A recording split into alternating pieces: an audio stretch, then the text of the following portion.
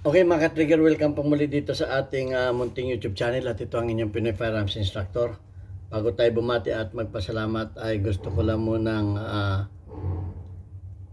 basahin ang ating content ngayon mula sa katanungan ni Dennis Amoncio. Okay, sana mapanood mo ito Dennis Amoncio dahil matagal na itong tanong na ito. Pero ngayon lang tayo nagkameron ng pang demo, kaya ngayon ko lang ito masasagot. At ang tanong niya ay tungkol sa M16. Sabi niya, sir, ang safety ng M16 hindi na mag-function. Paano solusyonan?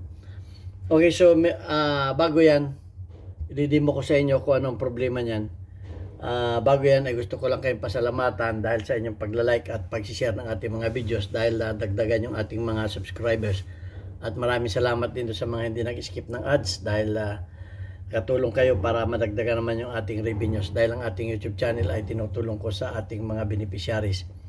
Meron tayong 6 na estudyante na anak ng mga single parent na tinutulungan natin para makapag-aral. Kaya ang ating YouTube channel ay nakalaan sa pagcha-charity. At maraming salamat sa inyo. At maraming salamat din sa mga nagpadala ng tulong dito sa ating GCash number. Huwag po ninyong tawagan yung number na yan para bumili ng baril. Wala po kami pinagbibiling baril. Tresurera ko po yung aking anak. Mag-message lamang kayo dyan kung kayo may paabot na tulong para kayo ma-recognize ng ating YouTube channel. Kaya maraming salamat kay Sir Noli Peace America. Bagaman ayaw mo sir magpakilala ng tunay mong pangalan, ako'y labis na nagpapasalamat sa inyo sa patuloy na pagtulong mo sa ating mga bata na mga less fortunate na gusto rin namang makapag tapos ng pag-aaral. Kaya sana marami pang kagaya mo para mas marami pa tayong matulungan. Okay, so ang safety ng paano masolusyonan kung hindi ko alam kung nagana bang kung gumagana ang safety nito o bumababa o basta check muna natin kung walang bala. Okay, wala namang bala siya. So ito ang safety ng ang mga baril namin dito ay walang pull auto. Ito ang safety. Okay, pagka yan ay nakaganyan, yan ay single. At pag yan naman ay nakaganon, yan ang safe. Okay, safe yan. Okay, ay bakit yung iyong baril ay ibig mo sabihin kahit nakasip, pag kinalabit ang trigger ay pumuputok pa rin. Okay, dapat yan ay pag yan ay nakasip, pag yan ay naka-unsafe, dapat saka mo lang yung makakalabit. Hindi mo yan makakalabit pagka yan ay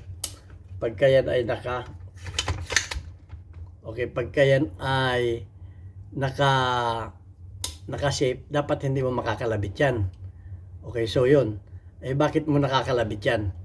Okay, so yan ang bibigyan natin ng ng kasagutan. So, meron ako ditong pyesa na trigger at saka safe. Ito yung trigger at saka safe niya. Ito yung safe niya. Pinakita ko sa inyo kanina. Yan, pag nakaganyan, ay makakalabit ninyo yan. Makakalabit ninyo yan, Pero pag yung safe ninyan ay pag yan ay naka-safe, nakaganyan siya. Yan, nakaganyan ang position niya. Dapat yan ay hindi ninyo makakalabit. Yan hindi ninyo makakalabit yan. Hindi makakalabit. Hindi niyo magagalaw. Pero pag yan ay unsafe, yan. Nakaganyan ang unsafe niyan Okay, nakaganyan. Yan, makakalabit ninyo yan. So anong ibig sabihin yan? Tanggalin natin itong kanyang safety lever. Okay, yung safety lever niya ay may dito. May kanal. Kaya itong kanyang trigger, tanggalin na rin natin yung trigger para kasi yan ay dito bumabangga, dito nakasakayan. Okay, para malinaw. Dito. Yan ay dito nakasakay. Yun. Yan ay naka-fire position yan. Pero pagka yan ay naka-safe at inikot mo pa ganun, Yun, tataas yung ano na yun, tataas yung pinakang kanal na yun, tataas yun at matutukuran na niya ito. Tutukod siya dito, tutukod siya dito.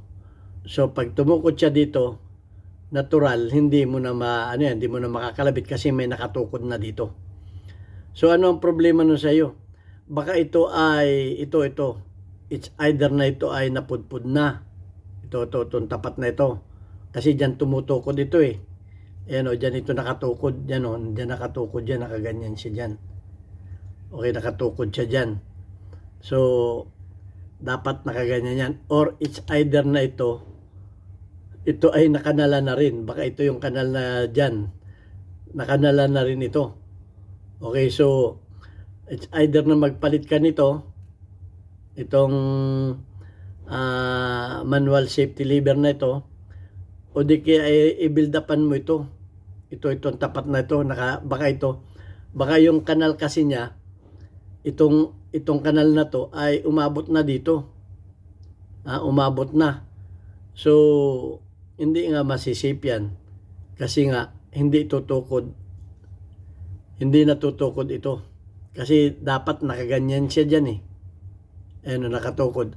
Ang fire position yan, ito ay nakaganyan.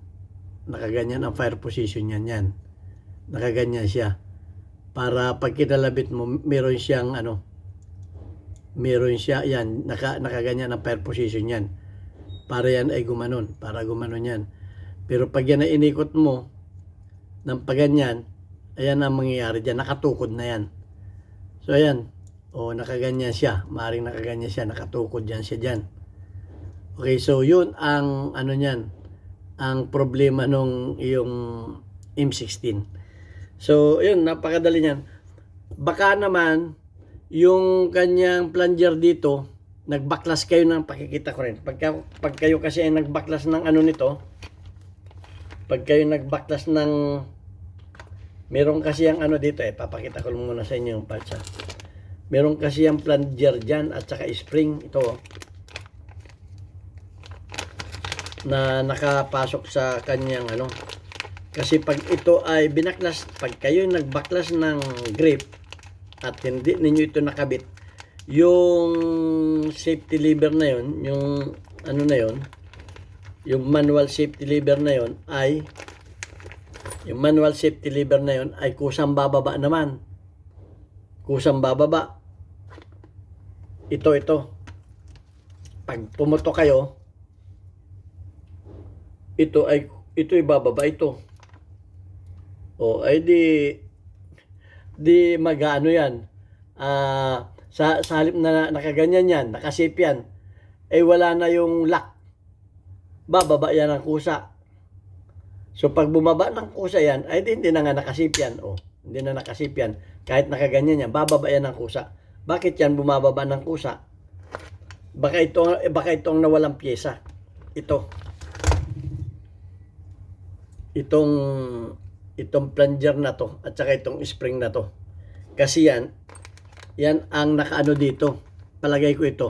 Yan ang nagko-control nito dito para hindi bumaba yan. Nakalagay yan dyan. Selector yan eh.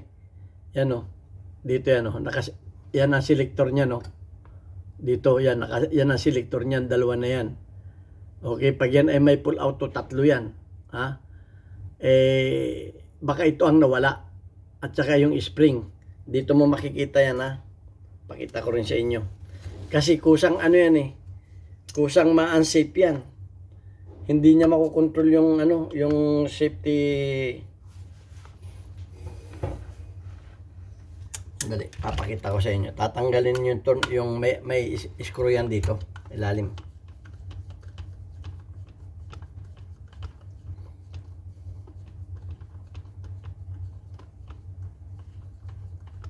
Baka ito ang nawala. Palagay ko lang. Kasi hindi basta-basta magagasgas yung na yun eh. Yung piyesa ng safety, manual safety lever na yun.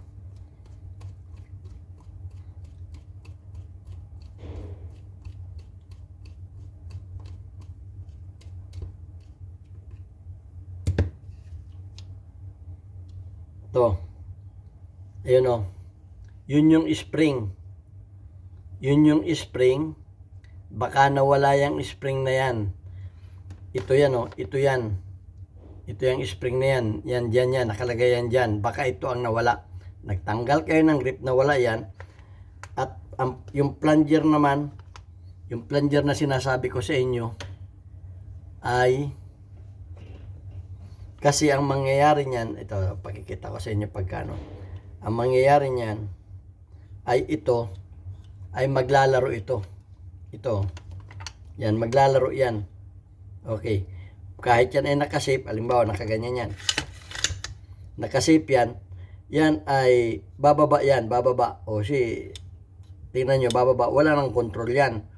Kasi nga, kaya sabi mo hindi na gumagana. O nawala yung ano na yun, nawala ito. Maaring ito ang nawala. Yun yan o. Papakita ko sa inyo. Ayun dun o. Yun, nakapasok yan dun.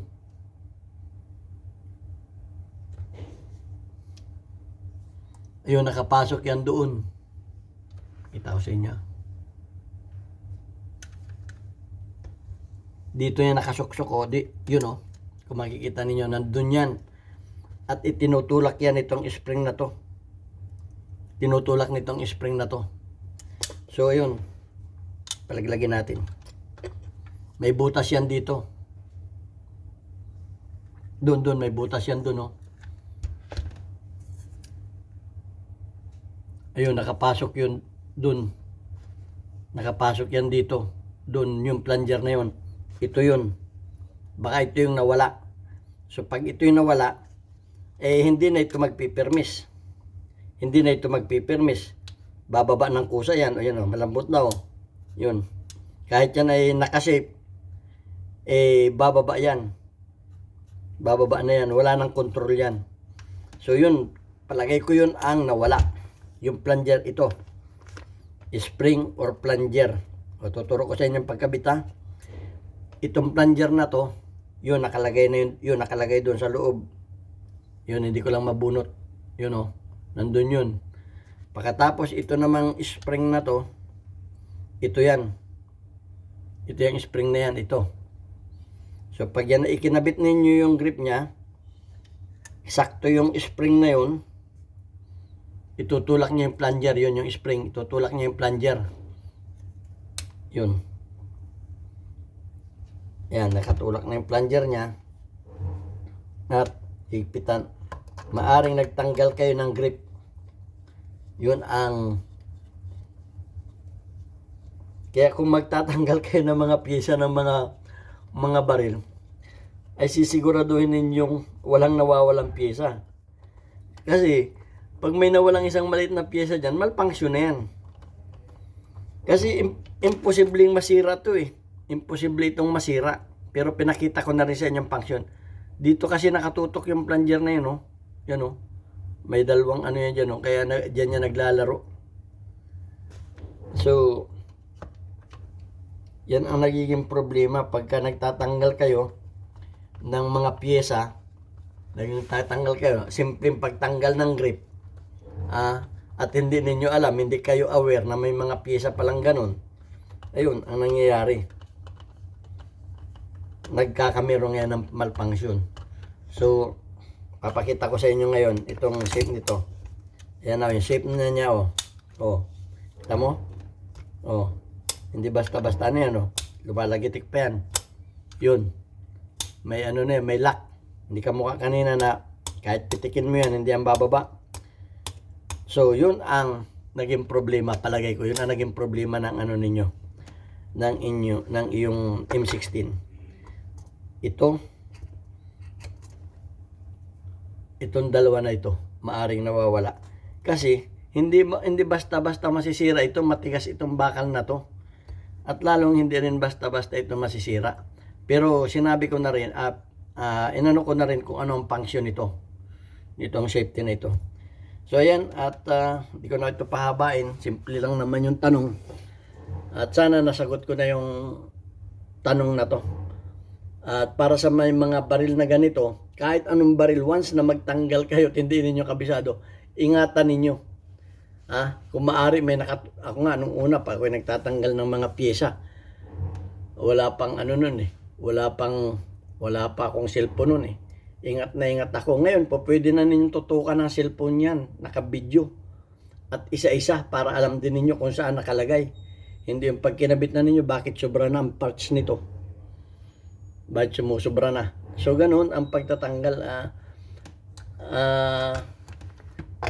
Minsan kasi, kung hindi kayo aware, mayroong mga piyesa na pag tinanggal ninyo, hindi ninyo alam may piyesa palang maliit. Pag buhat ninyo, nalaglag na.